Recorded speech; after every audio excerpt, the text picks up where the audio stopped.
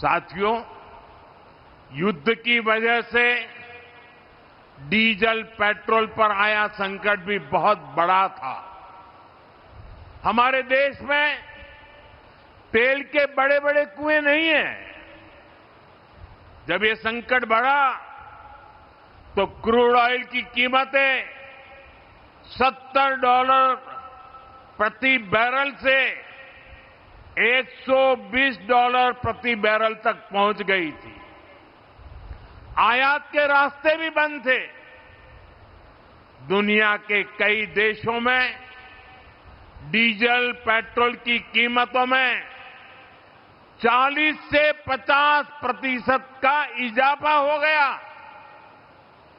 कई देशों में तो डीजल पेट्रोल कोटे के आधार पर मिलने लगा था, लेकिन भारत में एक दिन भी ऐसे हालात नहीं आए।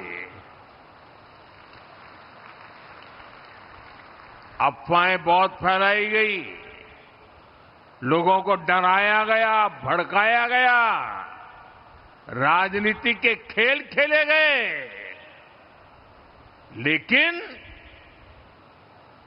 जिनके इरादे गलत थे वो सफल नहीं हो पाए। दूर सुदूर इलाकों में भी छोटी मोटी अड़चनों के अलावा सप्लाई की कोई बड़ी चुनौती नहीं आई। अप्रैल से जून के बीच ही अकेले डीजल पेट्रोल में 75,000 करोड़ रुपए से ज्यादा का घाटा कंपनियों को उठाना पड़ा। यानी एक नई रिफाइनरी बन जाए इतना घाटा सहना पड़ा। और इस घाटे को पूरा करने की जिम्मेदारी सरकारी खजाने से उठाई गई। हमने प्रति लीटर 10 रुपये की एक्साइज ड्यूटी भी कम की और बहुत ज्यादा बोझ जनता पर नहीं पड़ने दिया।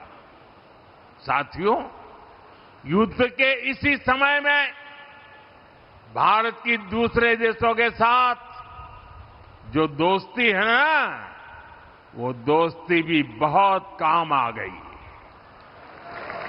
जब ये संकट शुरू हुआ था उससे पहले भारत 25-26 देशों से ही ईंधन का, ऊर्जा का आयात करता था। लेकिन संकट के समय भारत की डिप्लोमेसी का जलवा दिख गया।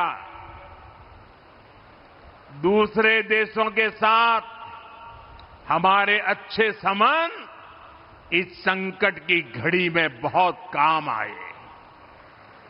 युद्ध के दौरान ही भारत 40 से ज्यादा देशों से ईंधन मंगाने लगा।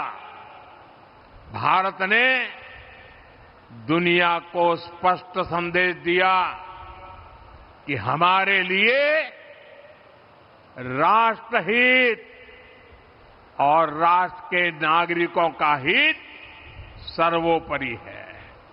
नागरिक देवो भव, ये हमारा मंत्र है।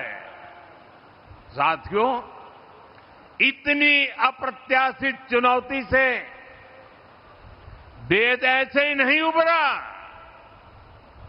इसके पीछे हमारी एक दशक से चल रही दूरदर्शी नीतियों की सफलता भी है। आज हम राजस्थान रिफाइनरी का उद्घाटन यहां कर रहे हैं। हमने 2017 में इसके लिए एमओयू साइन किया था, लेकिन 2018 से 2023 तक राजस्थान में कांग्रेस सरकार रही। कांग्रेस के असहयोग के कारण यहां का काम लगभग ठप ही रह गया।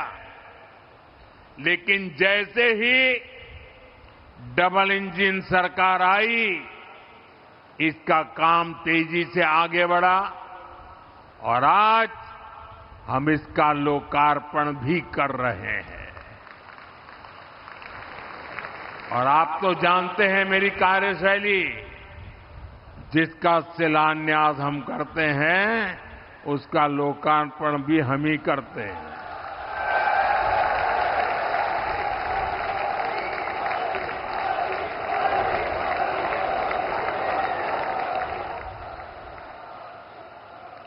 इसी तरह भारत ने अपनी रिफाइनरी क्षमता को लगातार बढ़ाया है।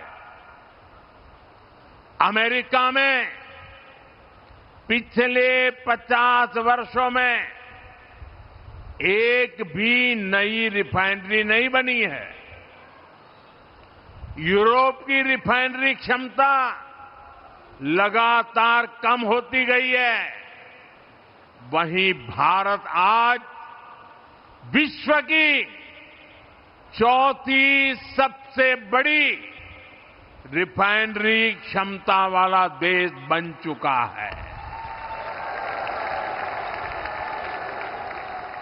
और हम यहां रुकने वाले नहीं हैं। आने वाले वर्षों में ये क्षमता और भी बढ़ने वाली है। इन्हीं प्रयासों के कारण भारत सदी के सबसे बड़े ऊर्जा संकट से लड़कर उबरा है।